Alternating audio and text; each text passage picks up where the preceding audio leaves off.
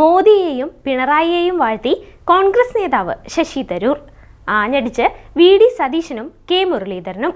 തരൂരിനെതിരെ കോൺഗ്രസിനുള്ളിൽ അസംതൃപ്തി പുകയുന്നു. നിലപാടിലുറച്ച് ശശി തരൂർ.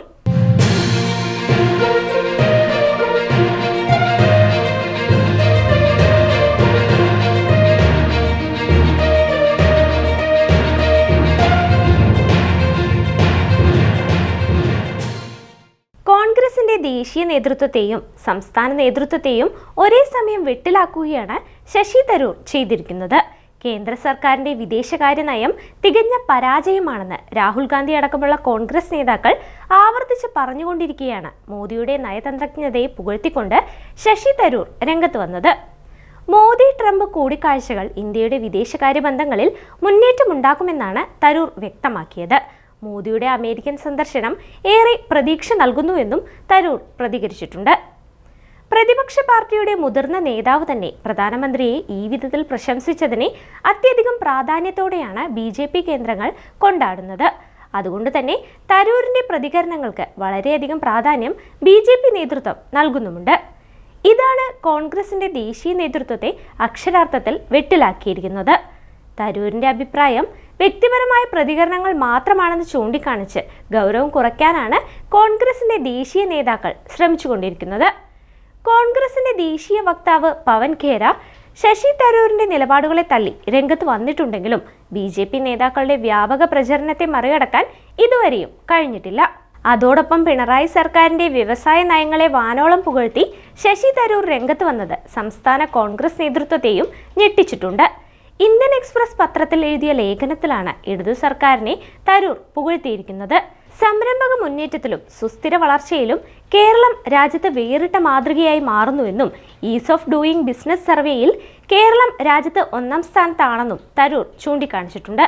കൂടാതെ സ്റ്റാർട്ടപ്പുകളുടെ പ്രവർത്തനത്തിൽ ആഗോള ശരാശരിയേക്കാൾ 5 മടങ്ങ് ഉയരത്തിലാണ് കേരളം എന്ന പുകഴ്ത്തലും തരൂർ നടത്തിയിട്ടുണ്ട്.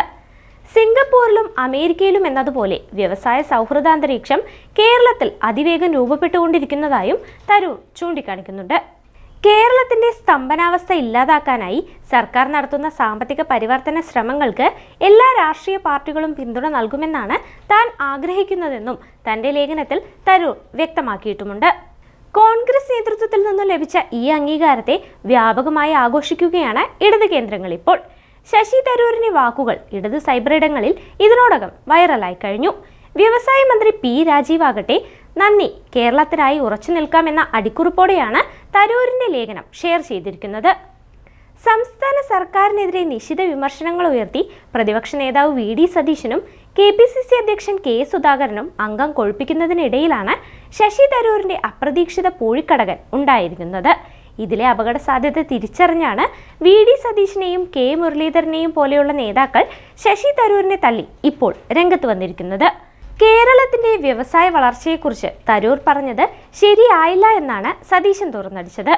ഈ കണക്ക് തരൂരിന് എവിടെ നിന്ന് കിട്ടി, എന്തടിസ്ഥാനത്തിലാണ് ഈ വിധത്തിൽ ലേഖനം എഴുതിയതെന്ന് പാർട്ടി പരിശോധിക്കുമെന്നാണ് സതീശന്റെ പ്രതികരണം. രൂക്ഷ ഭാഷയിലാണ് കോൺഗ്രസ് നേതാവ് K. മുരളീധരനും തരൂരിനെ വിമർശിച്ചിരിക്കുന്നത്. താൻ വെറും ഒരു സാധാരണ പാർട്ടി പ്രവർത്തകനാണ്, ഞങ്ങളെപ്പോലെയുള്ളവർക്കൊന്നും ഇതൊന്നും ഉൾക്കൊള്ളാൻ കഴിയില്ല, അതുകൊണ്ട് തന്നെ ഹൈക്കമാൻഡ് ഇടപെട്ട് വ്യക്തമായ വിശദീകരണം തേടിയേ മതിയാകൂ എന്നാണ് മുരളീധരന്റെ നിലപാട്.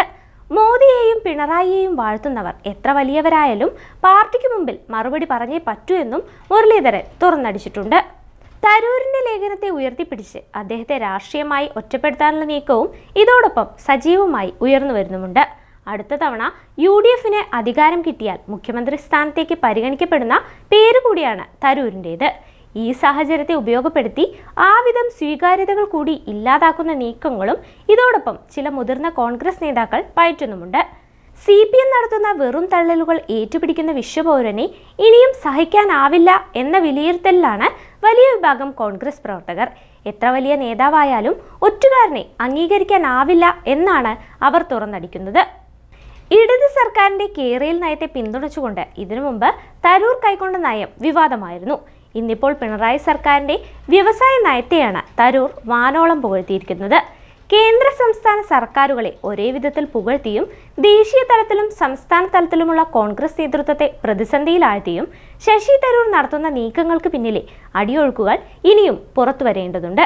ദേശീയ രാഷ്ട്രീയ അന്തരീക്ഷം ഏറെ പ്രാധാന്യത്തോടെ ഉറ്റുനോക്കുന്നതും അതിലേക്ക് തന്നെയാണ്.